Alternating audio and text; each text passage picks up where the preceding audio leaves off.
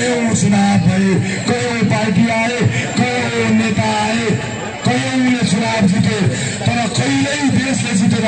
यसपटक देशले जित्छ, जनताले जित्छन्। उपस्थित आमा बुवा दाजुभाइ दिदीबहिनीहरू, म एउटा कुरा सम्झाउन चाहन्छु यहाँहरूलाई। मलाई दुःख परेका बेलामा, मलाई आफै कोठरीमा बसेका बेलामा तपाईँले आँखाबाट आँसु बगाएको मैले बिर्सेको छैन। मलाई अन्याय भयो भन्दा हस्ताक्षर गरेर बुझाउनु भएको मैले बिर्सेको छैन।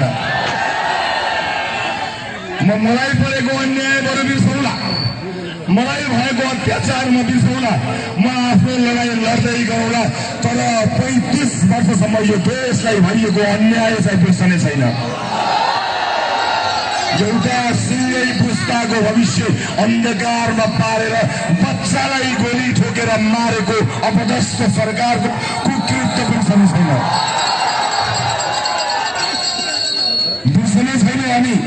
घरबाट युवाहरूलाई भगाएको बिर्सने छैनौँ।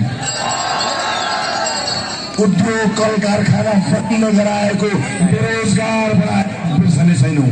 हामी बिर्सने छैनौँ। भ्रष्टाचारको चालमा बसेर चलेको पैसालाई एआई भनेको हामी बिर्सने छैनौँ।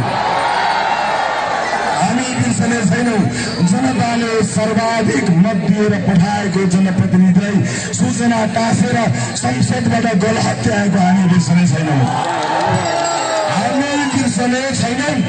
21 जना सांसदहरूले नेपाली जनतालाई भिजिट भिसामा किन बेच्यौ भनेर प्रश्न गर्दा माइक काटेर निकालेको हामी बिर्सने छैनौँ।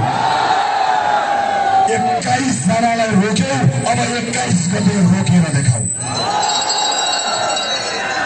नेपाली जनताले यसपटक नेपाली जनताले साथीहरू, यसपटक हामीले इतिहास रच्नुपर्नेछ।